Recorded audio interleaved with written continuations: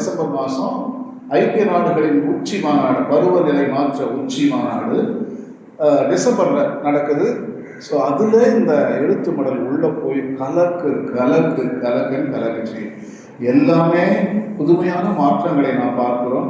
முக்கியமாக ஒரு 65வது பத்தியில் என்னது, இறைவா உமக்கே புகழ் என்ற எழுத்து மடலில் லவுதாத்துசி திருத்தந்தை எழுதுகிறார், இம்மிடியட்டா இந்த பெட்ரோல், டீசல், மண்ணெண்ணெய், நிலக்கரி எரிப்பதை குறைக்க வேண்டும். இன்றைக்கு உலகத்தை அழித்து கொண்டிருக்கிறது இந்த பாறை எண்ணெய்கள் தான். இதிலிருந்து நம்ம வெளியே வந்தாதான் உலகத்தை காப்பாற்ற முடியும். ஒரு வார்த்தை யூஸ் பண்றார், எனர்ஜி டிரான்சிஷன். அது பேர் எனர்ஜி சக்தியில் மாற்றம்.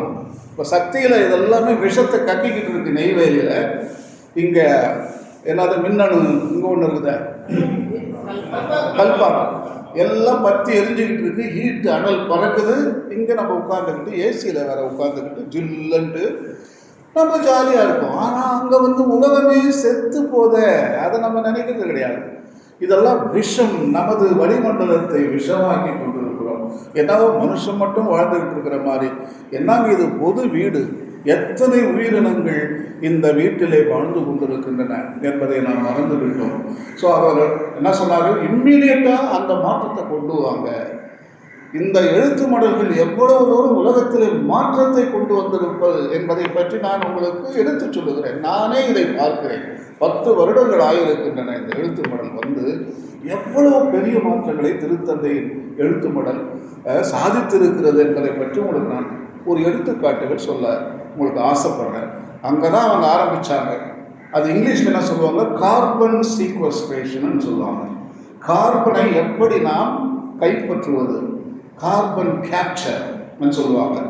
அது தமிழில் கரிம வாயுவை எப்படி நாம் கைப்பற்றுவது. இப்போ வந்து ஃபேக்ட்ரியில் மேலே புகை போய்கிட்டு இருக்கு இல்லையா, அதை வெளிநாட்டிலலாம் அதை பார்க்க முடியாது.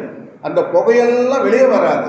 அப்படியே ஒரு பைப் எடுத்துன்னு போய் கீழே ஒரு கட்டி மாதிரி செஞ்சுருவாங்க, சோப்பு மாதிரி.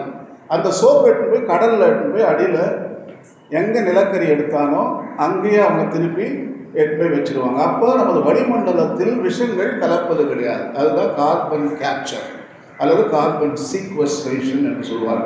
அந்த டெக்னாலஜி வந்துச்சு. அதனால தான் நம்ம பூமி இன்றைக்கு 431 புள்ளியில் இருக்குது இன்னைக்கு.